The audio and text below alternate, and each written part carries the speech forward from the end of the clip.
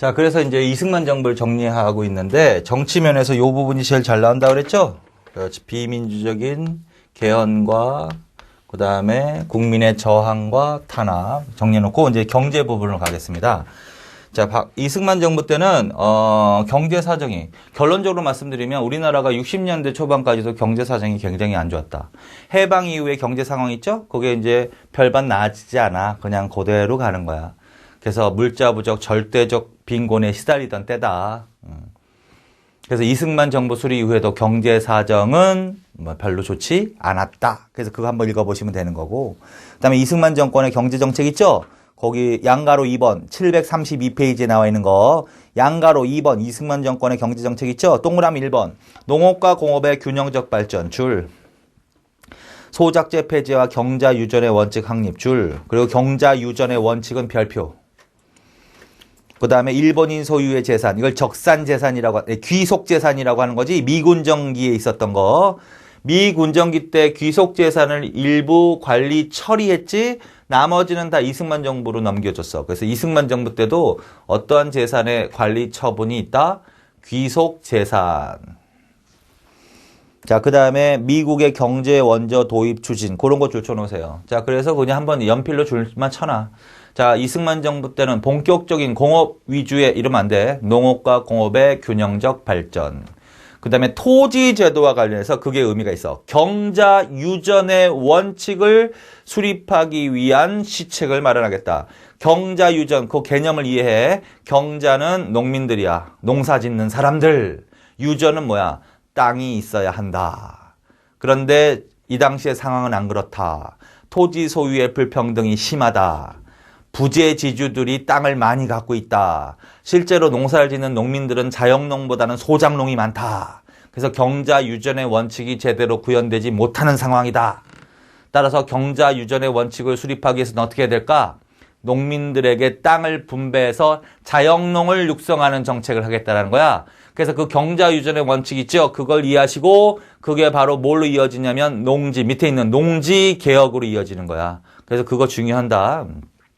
그 다음에 이승만 정부 때도 귀속재산, 일본인 재산, 귀속재산의 관리와 처분이 이루어졌다. 이 정도. 그 다음에 이승만 정부 때도 여전히라 한 이유는 미군정기 때부터 우리나라가 미국의 원조에 의존해서 살았지. 그래서 정부 수립 이후에도 여전히 원조 경제 시대다. 따라서 미국의 원조 물자가 많이 들어오는 시대다. 이렇게 이해하시면 돼.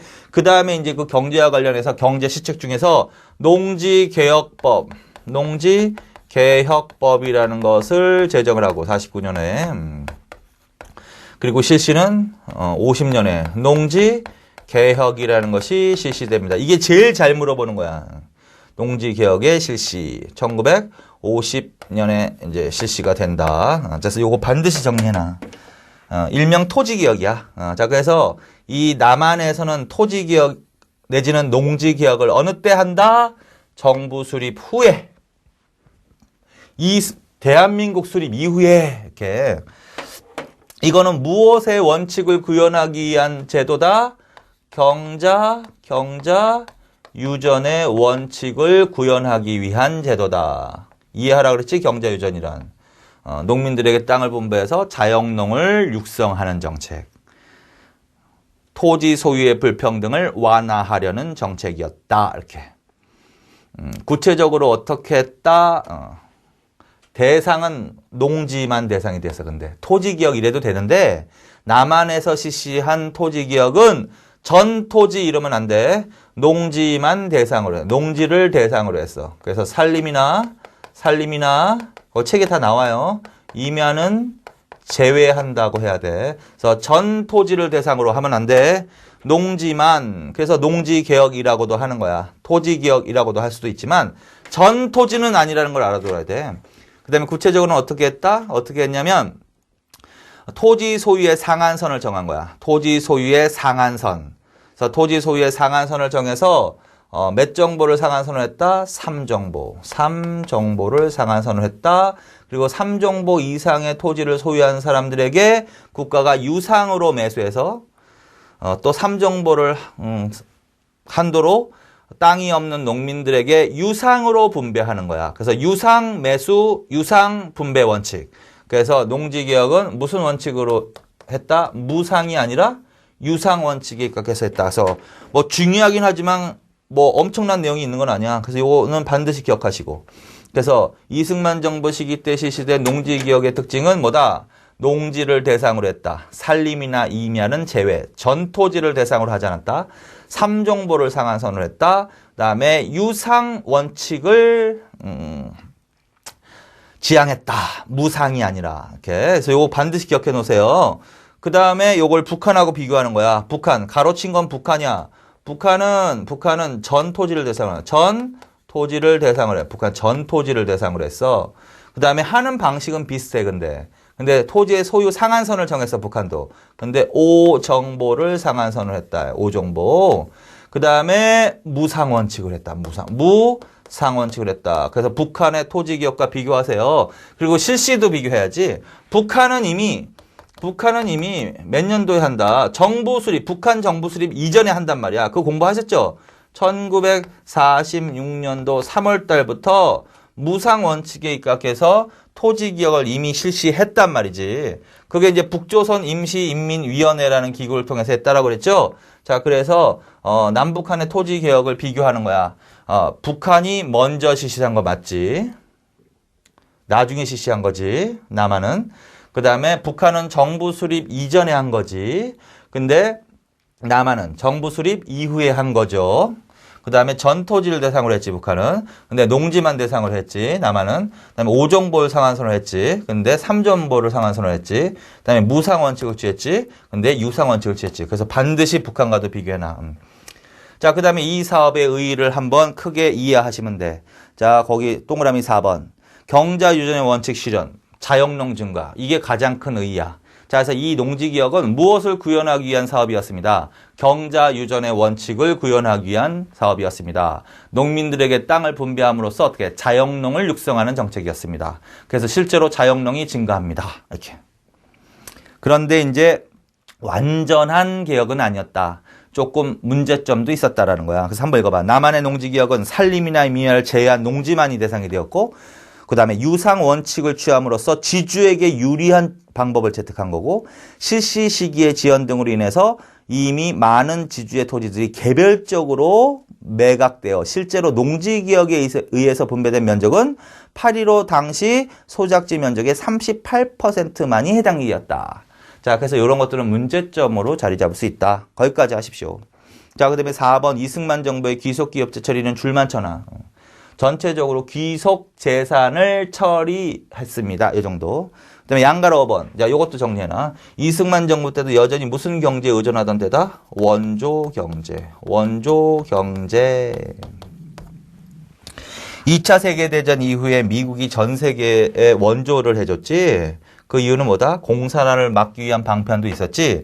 그래서 우리나라도 미군정기 3년 동안 그 다음에 정부 수립 이후에도 계속 어떻게 원조를 받았단 말이야. 그래서 이 이승만 정부 때도 뭐가 많이 들어오는 거야? 미국으로부터 원조 물자가 많이 들어왔겠지. 먼저 물자가 도입되던 시기다. 근데 이 원조 물자는요, 그전하고 비슷해. 주로 식료품이나 농산물 있지? 이런 것들. 농산물 등을 중심으로 한 밀, 면화 이런 것들도 막 농산물 등 소비재라고 하면 돼. 생산재가 아니라 소비재 원조가 중심이었습니다라고 하시면 돼. 그래서 이거.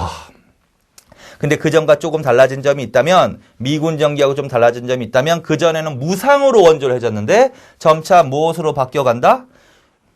요거 지울게요. 무상으로 했는데 점차 무엇으로 바뀌어간다? 유상으로 바뀌어간다. 유상. 그럼 갚아야 되는 거야. 그러면서 이제 원조 물자가 이제 갚아야 되는 건 빚이라는 거지.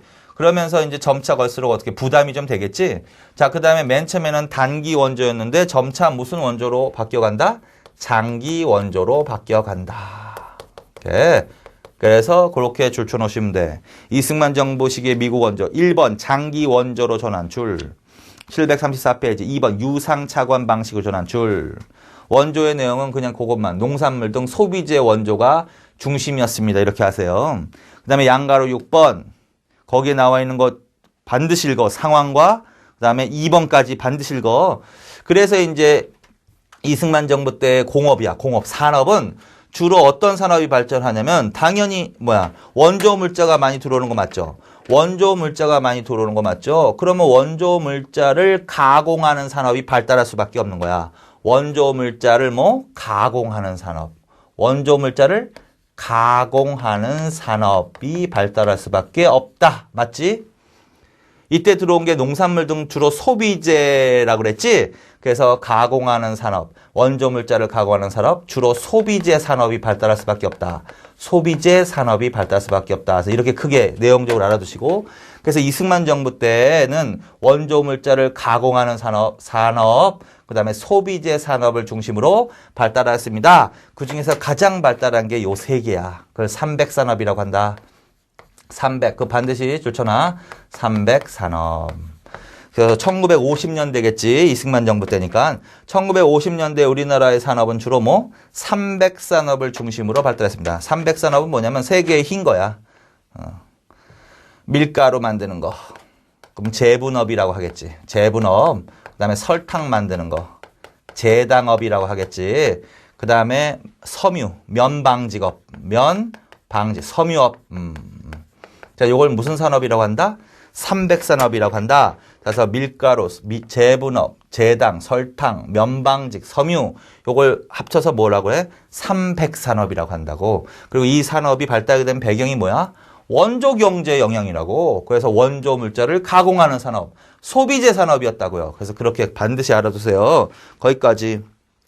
그 다음에 그 상황을 보면 원조 경제의 폐단, 원조 경제 영향이 또 있어.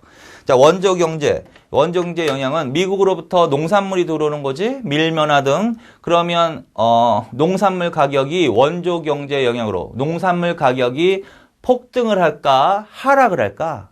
당연히 공급이 늘어나니까 농산물 가격이 하락할 수밖에 없는 거야. 따라서 농민들은 어떻게 될까? 농촌 경제는 더 나아질까? 좀 손해를 볼까?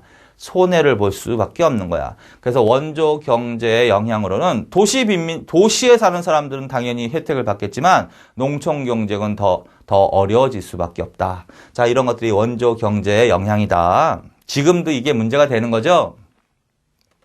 그래서 거기까지. 자, 그 다음에는 나머지는 한번 읽어보세요. 통화개혁, 그거 하면 좋잖아.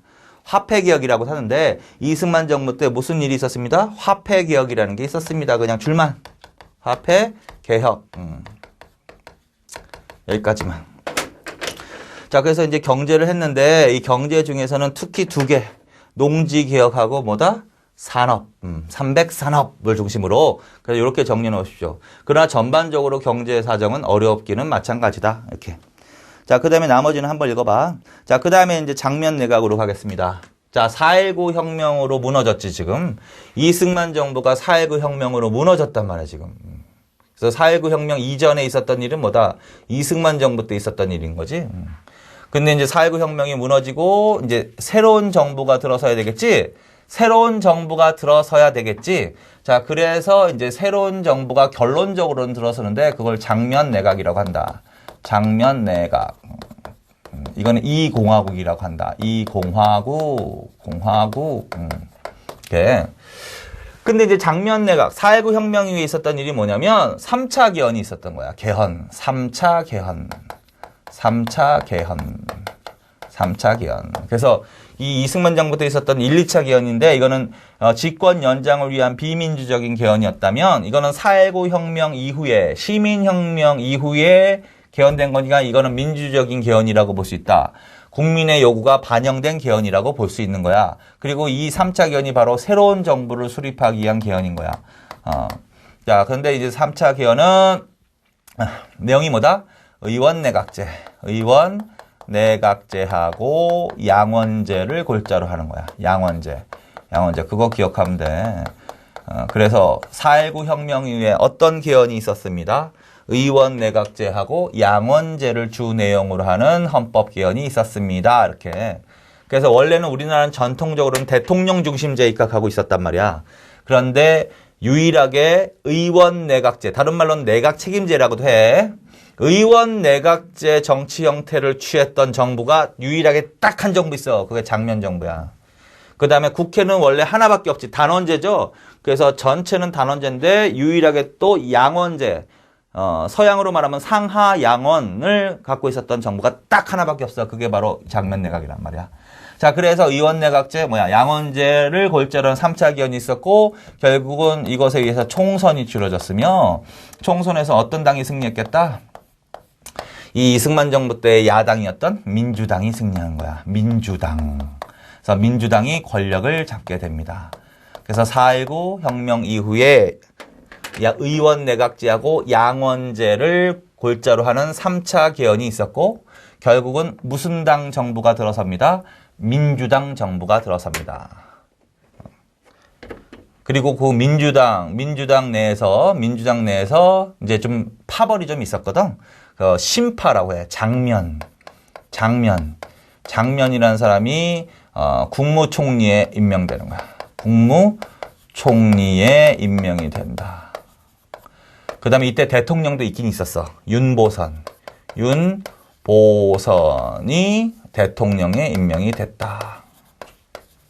근데 이때는 어떤 정치체제를 취했기 때문에 의원 내각제를 취했기 때문에 대통령 중심제가 아니었단 말이야. 만약에 대통령 중심제였으면 이 윤보선 대통령이 실권자야. 그러면 윤보선 정부라고 했을 거야. 그런데 이때는 의원 내각제. 의원 내각제는 다수당의 당수가 결국은 다수당이 정당 정치란 말이야. 다수당이 정권을 장악하. 그래서 국무총리, 요 장면 총리, 내각 총리, 국무총리가 바로 뭐다? 실권을 장악하고 있었다. 그래서 이걸 장면 내각이라고 한다. 자, 그래서 이렇게 두 개. 근데 얘네들이 신파, 얘네들이 구파 이런 식으로.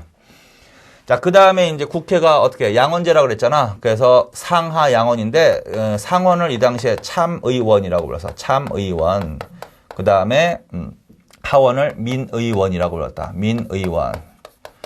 자, 요게 이제 4.19 혁명 이후에 수립된 정부의 특징이야. 자, 4.19 혁명 이후에 수립된 정부의 특징은 어떤 특징을 갖고 있어? 의원 내각제하고 양원제 국회를 갖고 있습니다. 민주당 정권입니다. 국무총리인 장면이 실질적 권한을 행사했습니다. 상하 양원으로는 참의원과 민의원을 두었습니다. 그러면 장면 정부 물어보는 거다. 그 다음에 이제 이 장면 정부에서 4.19 혁명 이후의 상황이 어땠을까? 당연히 이 3.15 부정선거에 관련자를 처벌하라는 목소리가 있었겠지. 자, 그래서 4차 개헌을 한다. 4차 개헌. 4차 개헌은 뭘 목적으로 한다? 반민주 행위자. 근데 이거 조심해서 읽어야 돼. 반민족 행위하고 반민주 행위하고는 엄연히 구별되는 거지. 민족의 반역자는 뭐야? 그건 친일파고. 민주주의에 반대하는 세력은 비민주적인 행위를 한 부정선거를 저지른 사람들 말하는 거지. 그래서 반민주 행위 처벌을 목적으로 하는 소급 입법 개헌이었습니다. 이렇게. 자, 그래서 3.15 부정선거 관련자를 처벌하기 위한 목적으로 개헌이 이루어지기도 하였습니다. 그래서 여기까지. 자, 그래서 이게 바로 4.19 혁명 이후의 상황 내지는 장면 정부의 정치적인 특징입니다. 자, 그렇게 해놓으시고 이제 736페이지로 가셔가지고 거기 민주주의 정치 운영 출처나. 자, 이 사실은 장면 정부는 그러면 무엇의 결과물일 수 있어? 4.19 혁명, 시민혁명의 결과물인 거란 말이야. 결국은 국민, 시민의 힘으로 수립된 정부란 말이야. 그래서 당연히 민주주의 정치를 할 수밖에 없었다. 자, 그래서 미국식 민주주의 정치를 하였다. 그래서 이때 장면 정부 때는 민주주의 정치가 실시되던 시기다. 이렇게 하셔야 돼. 그래서 그동안 억눌려왔던 국민의 기본권이 신장이 되고 언론이 활성화되고 이런 식으로 각계각층에 억눌렸던 욕구가 분출되는 시기다. 이렇게. 그래서 그게 다 뭐야? 민주주의 정치와 관련이 있다. 이렇게 하시고 그리고 억눌려왔던 것 중에 하나가 뭐야? 이승만 정부 때는 통일운동이 활성화되었다. 이러면 안 되는 거지. 통일운동, 통일을 얘기하는 혁신 세력들. 그 진보당이라고 진보당. 그런 사람들은 탄압을 받았잖아. 근데 이때는 이제 민주주의 정치가 행해지면서 그 탄압이 완화된 거야. 그래서 통일운동이 활성화되더라. 통일운동이 활성화되는 시기다. 이렇게. 그래서 양가로 4번. 통일 논의가 활성화되고 다양한 통일론이 등장하는 시기다. 그래서 그거 반드시 줄쳐놓으세요. 그게 어느 때라고? 장면정부라고. 그래서 학생과 혁신 세력을 중심으로, 그래서 학생, 민통년, 학생들을 중심으로 민통년이라는 단체가 조직이 돼서, 그 다음에 혁신 세력을 중심으로 민자통, 이런 단체가 결성이 되어서 무슨 운동을 전개해 나갔다? 통일 운동을 활성화하더라는 거지. 그리고 이 과정에서 이제 다양한 통일론이 제시되게 됐다는 거지. 자, 그래서 남북 대화하자, 남북 협상하자. 남북 협상론. 이건 뭐 당연한 거지. 협상을 해야 될 거 아니야. 남북 교류하자. 교류론. 교류해야 된다. 그다음 심지어는 한반도를 중립국으로 만들자. 그래서 중립화 통일론. 그런 것들도 연필로 가깝게 조쳐놓으세요. 중립화 통일론 등 다양한 통일론이 등장하기도 했다. 자, 그래서 민주주의 정치가 행해졌으며 이 과정에서 통일운동이 활성화되었는데 그 대표적인 단체가 민통년, 민자통이다. 약칭해서. 그 다음에 다양한 통일론이 제시되었는데 협상론, 교류론, 중립화 통일론 등. 자, 그래서 이때가 바로 민주주의 정치가 행해지면서 이런 일들이 벌어졌다라는 거죠. 그렇게 해놓으시고 그 다음에 동그라미 3번. 그런데 이제 다양한 통일론, 통일운동이 활성화됐지만 민주당 정권이 미숙한 정치 운영을 했다라는 등 아니면 민주당 내부에서 좀 분열이 있었다. 구파, 신파. 누가 신파라고 그랬지? 얘네들이 민주당 신파라고 하는 거야. 그 다음에 얘네들이 민주당 구파라고 하는 거야. 그럼 실권은 누가 잡은 거야? 신파가 잡은 거지. 그럼 누가 불만이 있어? 구파가 불만이 있었겠지. 그래서 구파가 뛰쳐나와서 신민당이라는 당을 만들기도 한다. 책에 다 있는 거야. 자, 그래서 그 결론은 뭐냐면 이러한 국민들의 요구를 하나로 결집시키는 데는 조금 실패했다라는 거지. 이 민주당 정부가. 그래서 적절하게 대처하지는 못하더라. 이렇게. 그리고서 이제 마지못해서 정부 안으로 내세운 게 뭐다? 거기. UN 감시와 남북 총선거에 의한 통일론 지속고, 그거는 지금 이거는 학생이나 혁신 세력들이 주장한 거고, UN 감시와의 남북 총선거를 통해서 통일하자는 건 정부 안으로 발표된 거란 말이야. 그래서 거기까지. 자, 그래서 이 지금 장면 정부를 평가할 때, 비로소 민주주의 정치라는 거를 우리가 해본 적이 별로 없잖아요. 그렇죠? 이승만 민주주의 정치라는 걸 해본 적이 없잖아. 그래서 지금 민주주의 정치가 어떻게 초창기란 말이야. 그래서 당연히 혼란스러울 수가 있어. 각계 요구가 분출되면서. 근데 이거는 초기는 어느 나라나 겪는 거고 시간이 흘러가면 좀 안정될 것이다. 이렇게 평가하는 사람이 있는 반면에 아니다. 너무 혼란스러웠다. 이 정부가. 북한하고 대결하고 있는 상황에서 그래서 나라가 망할지도 모르겠다라는 거지. 그래서 부정적으로 평가한 세력도 있다라는 거지. 그래서 그 부정적으로 평가한 세력이 그걸 명분으로 쿠데타를 일으키는 거야. 그게 이제 5.16 군사정변. 자, 그 다음에 이제, 거기 장면정부의 경제정책 있죠? 거기서는요, 이제, 여전히 장면정부 때도 경제적으로 어려웠어. 절대적 빈곤에 시달리는 때다. 그래서 이때 이 장면정부 때 이제 뭐냐면 장기적으로 경제 개발 계획이라는 것을 수립하게 된다. 이거는 경제개발 계획은 이승만 정부 때부터도 계속 수립은 하는 거야. 근데 이제 본격적으로 실시는 못 하는 건데, 장면 정부 때도 어떻게? 장기적인 경제개발 계획을 수립했다. 본문에 있어. 수립했다. 그 다음에 댐 건설을 시작으로 한 국토개발 사업에 착수했다. 그 두 개 줄쳐놓으세요. 국토개발 사업에 착수했다. 이렇게. 자, 그래서 그 정도는 기억해놔. 그래서 장면 정부 때도 경제 사정이 안 좋았으며 장기 경제 개발 계획을 수립하였다. 국토 개발 사업에 착수했다. 이렇게. 그래서 요 정도 장면 정부 때는 별로 그렇게 크게 할 건 없단 말이야. 그래서 요 정도 그렇게 정리해 놓으십시오. 그 다음에 이제 6번 4.19를 전후한 시기의 교육 있지? 그것도 목차 위주로 줄쳐놔. 학원 민주화 운동. 그동안 억눌려 있었잖아. 이 이승만 정부 때는 이제 반공을 강조하면서 북한 공산주의와 대결하는 정책을 폈죠. 그래서 학원 교육조차도 어떻게 자꾸 군사적으로 이용하고 이랬단 말이야. 그래서 거기에 억눌려왔던 반작용으로 학원 민주화 운동이 일어나더라는 거야. 학원 민주화 운동이 거세게 일어나더라. 그 과정에서 무엇이 폐지됩니다. 학도 호국단이 폐지됩니다. 학도호국단은 학생들을 군사처럼 해가지고 군사조직화해서 군사훈련도 시키고 막 이런 단체야. 그래서 이건 이승만 정부 때 만들었거든. 학도호국단이라는 것은. 학도호국단이라는 것은. 근데 이거는 어떻게 폐지시켜버렸다는 거지. 그래서 학도호국단 폐지. 줄만 쳐놓으세요. 그 다음에 교육자치제 강화. 그 줄. 자, 그 다음에 대한교원노동조합 연합회 결성. 그것도 줄 쳐놓으세요. 4.19 혁명 이후에 학원 민주화운동이 일어났다. 학도호국단이 폐지됐다. 심지어는 교원들도 노조를 만들었다는 거야. 교원노조라고 하기도 돼. 교원노조가 결성되게 됐다. 근데 이제 정부, 우리나라의 전체적으로 이제 정부, 이게 이제 교원노조를 인정하는 정부가 김대중 정부 때부터 합법화 시켜주거든요. 그 전까지는 교사들은 노조를 결성해서, 노조 활동을 하면 안 된다라는 게 정부의 기본 입장이었어. 그런데 교사들이나 교사들은 그런 입장이 아니었던 거지. 그래서 이제 4.19 혁명 이후에 교원들이 노조를 만들었다. 그래서 교원 노조가 결성되기도 했다. 이런 식으로 알아두세요. 근데 이거를 이렇게 표현하면 안 돼. 전국 교직원 노동조합 이러면 안 돼. 전국 교직원 옆에다 써. 전국 교직원 노동조합이 결성되었습니다. 그러면 안 된다고. 왜 안 되냐면 이 전국교직원 노동조합이라는 조직은요. 이걸 약칭해서 전교조라고 하는 거야. 지금 있는 거 있죠. 전교조. 전교조 있죠. 전교조. 이게 약칭해서 전국교직원 노동조합의 약자가 전교조거든. 근데 이거는 이때 만들어진 게 아니거든. 그래서 거기다 써. 1989년 이렇게 노태우라고 써. 노태우 정부 때 만들어지는 거거든. 자, 그래서 그냥 교원들이 노조를 결성하게 됐습니다. 정도는 맞아도 전국교직원 노동조합 이러면 안 된다고요, 절대. 거기까지.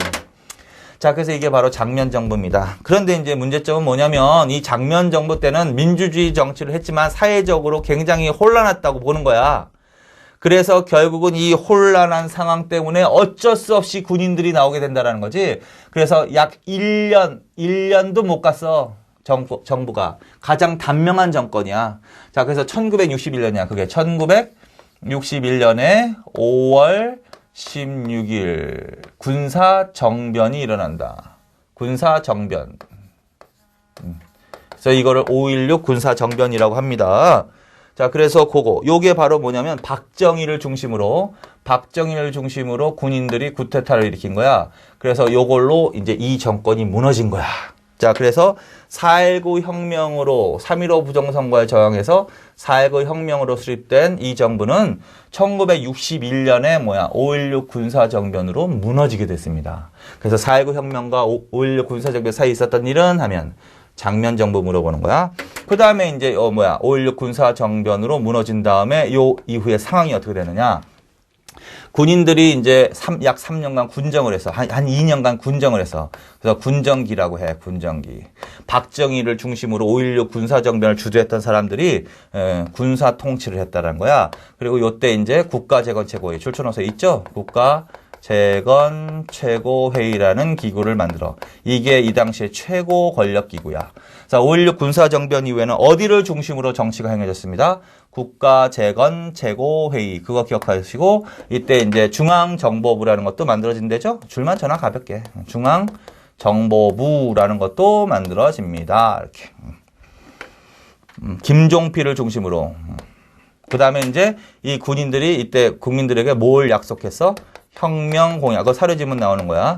혁명 공약이라는 것을 발표합니다. 이렇게. 여기서 이제 반공을 강조하고 반공. 그래서 이제 앞으로 세워질 정부도 뭘 강조할 것 같다? 반공을 강조한다. 이승만 정부하고 비슷하게. 그 다음에 이제 혁명 공약이 6번째 한번 읽어봐. 이와 같은 우리의 가업이 성취되면 참신하고도 양심적인 정치인들에게 언제든지 정권을 이양하고 우리들 본연의 임무에 복귀할 준비를 갖추겠습니다. 요게 바로 군사정변임을 나타내주는 대표적인 힌트가 되는 글인 거죠. 군인들인데 지금 나왔잖아.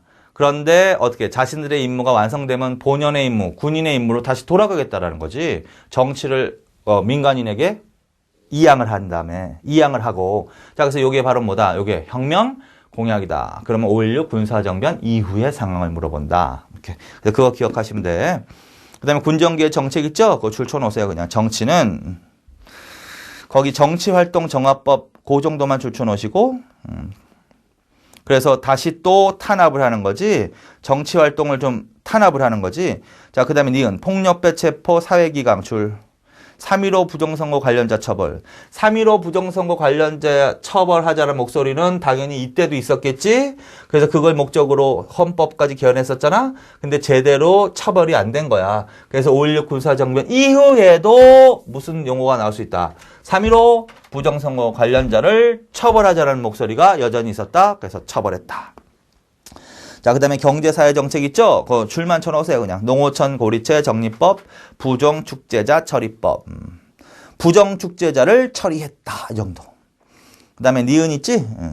화폐개혁 줄쳐놔. 화폐개혁. 자, 그 다음에 5차 기원 줄쳐놔. 그리고 다시 5.16 군사정변으로 정부가 무너졌잖아. 그럼 또 새로운 정부를 수립해야 되잖아. 새로운 정부를 수립하려면 또 헌법을 개헌해야지. 그래서 이게 몇 차다? 5차다. 이때 2차 있었지. 3, 4차. 요때 1, 2차. 5차 기원. 5차 기원의 주요 내용은 뭐다? 이제 대통령 중심제로 다시 환원하는 거야. 대통령 중심제. 심제. 그 다음에 국회도 단원제로. 그전에는 뭐였어? 의원 내각제. 내각 책임제하고 양원제였잖아. 5.16 군사정변 이후에는 대통령 중심제, 단원제. 그리고 요게 바로 이제 그 다음에 정부. 무슨 정부가 들어서는 배경이야? 박정희 정부가 들어서는 배경인 거지. 그래서 박정희 정부의 통치체제는 뭐야? 대통령 중심제에서 중심제하고 단원제로 다시 환원하는 거지. 그 다음에 공화당 창당 줄쳐놔. 공화당 창당. 공화당. 그리고서 이제 이 5.16 군사정변을 주도했던 군인들이 공화당이라는 당을 창당을 해. 결국은 혁명공약에서 약속했던 정권 이양의 약속을 지키지 않아. 그리고 얘네들이 공화당을 창당하고 결국은 정치를 하게 되는 거지. 그리고 이 공화당이 바로 공화당이 권력을 잡는 거야. 박정희 공화당 정부. 이게 이제 박정희 정부의 여당이야, 여당. 그런데 이제 이 과정에서 어떻게 정치 자금이 많이 필요했겠지. 그래서 이 공화당 창당과 관련된 비리 의혹 사건이 터지기도 했다 해가지고 두 개 줄 쳐놓으세요. 4대 비리 의혹 사건과 3분의 폭리 사건. 그 줄. 이거는 어느 때 있었어? 5.16 군사정변 이후에 있었던 사건. 자, 4대 비리 의혹 사건은 거기 보시면 4개 다 줄쳐놔. 증권파동 워커힐 사건, 새나라 자동차 사건, 빠찡고 사건. 그 줄. 그 다음에 니은, 밀가루, 설탕, 시멘트 줄쳐놔. 그게 바로 3분. 분은 가로 분자거든. 그래서 이 당시에 대기업들이 이런 것들을 만들었단 말이야. 밀가루, 설탕, 시멘트. 가루 맞지? 이걸 3분이라고 하는데 이러한 대기업들이 어떻게 폭리를 취하고 있었단 말이야. 세금 포탈하고. 자, 그래서 그거를 이제 알고도 눈 감아줬다라는 거야. 정치자금 받고. 그래서 이러한 의혹 사건이다. 3분의 폭리 사건. 그래서 4대 비리 의혹 사건과 3분의 폭리 사건은 공화당 창당과 관련된 비리 의혹 사건이다. 이렇게 알아두시고 이름이 비슷하다고 헷갈리면 안 돼. 300산업하고는 구분해야지. 300산업은 이승만 정부 때 발달했던 산업. 밀가루, 설탕, 면방직을 말하는 거고 이 3분의 폭리 사건은 비리 의혹 사건이지. 이거는 300산업은 이승만 정부 때 산업을 말하는 거고 3분의 폭리 사건은 5.16 군사정변 이후에 일어난 폭리 사건이다. 거기까지. 자, 그 다음에 박정희가 대통령에 당선이 되었다 해서 63년에 되고 이제 그 다음부터 박정희 정부가 어떻게 출범하게 됩니다. 여기까지. 자, 그래서 이번 시간에는 이제 이승만 정부의 경제정책하고 그 다음에 장면 정부의 내용 제일 적지. 그 다음에 5.16 군사정부의 군정기 때 있었던 약간의 사건들 정리하고 그 다음에는 이제 그 다음 시간에 이제 박정희 정부로 이제 본격적으로 들어가겠습니다. 이번 시간 여기까지 하겠습니다. 수고하셨습니다.